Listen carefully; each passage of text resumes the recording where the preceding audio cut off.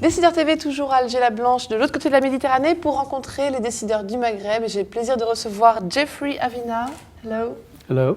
Welcome. Merci. You are Director of Citizenship and Community Affairs for Microsoft, Middle East and Africa. Am I right? That is correct. Okay, can you tell us more about your job, your mission? Indeed. First of all, thank you for having me here. My job is to cover the 79 countries that make up the Middle East and Africa region for Microsoft and lead our efforts to provide donations and other contributions to support youth, to support women, to support developmental projects alongside governments and alongside charitable organizations. All right, those are philanthropic projects.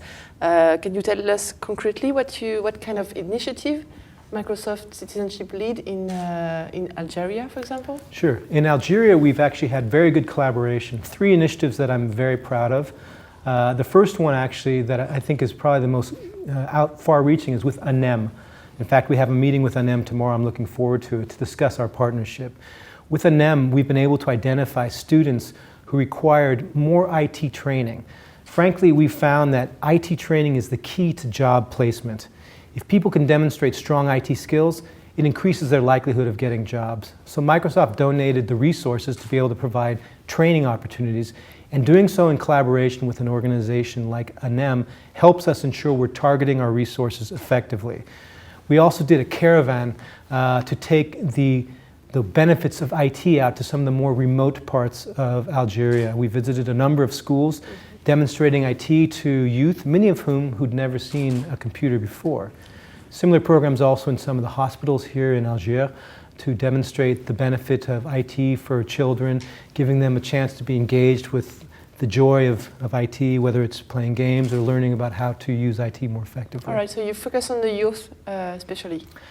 You know, frankly speaking, we don't only focus on youth, but the principal focus for Microsoft right now is a program we called Youth Spark.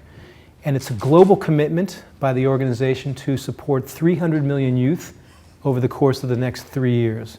About 12 million youth would be the benefit target in this region. But in addition to doing youth programs, we also do disaster response.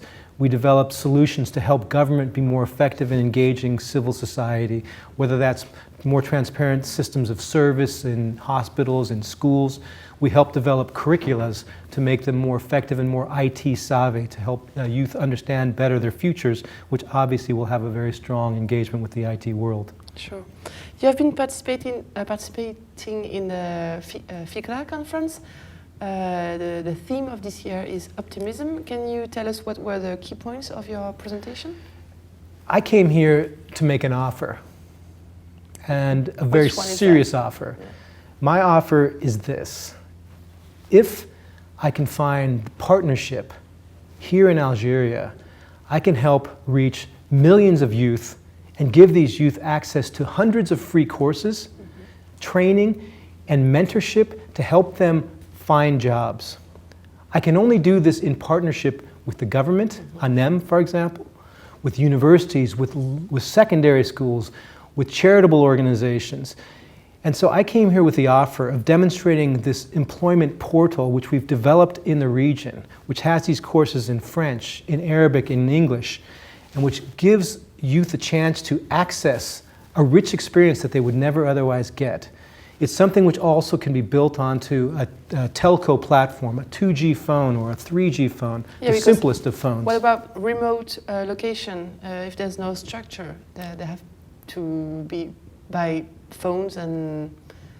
It's a very good question. In many countries that we work in, even your neighboring country, Libya, has only 6.7% internet penetration. But we've designed this system so you can actually do learning on a phone. A very interesting statistic, but after the revolution in Tunisia, there were over 500,000 users who suddenly went online to learn English on their phones. So there are many courses that have been developed for people to learn basic information by phone, and that is built into the connection. So we have a reach to those who do not have internet through the phone, but then a very rich foundation for courses that you can take online.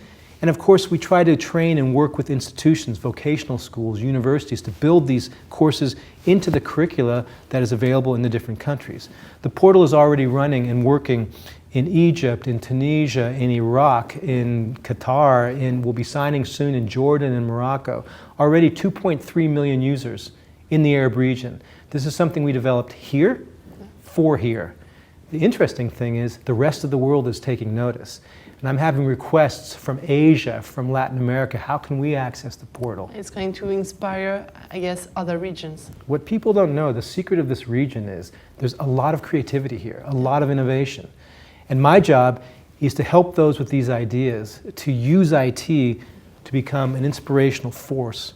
And that force can be for nonprofit, but it can equally be for profit. It can help people generate businesses to be effective. Actually, the happiest thing that's happened to me since I just gave my speech is that I've already been approached by about 20 youth who say, how do we get involved? That's what I'm looking for. And that, for me, is optimism. The killer of optimism is if I can say only, I'm not sure.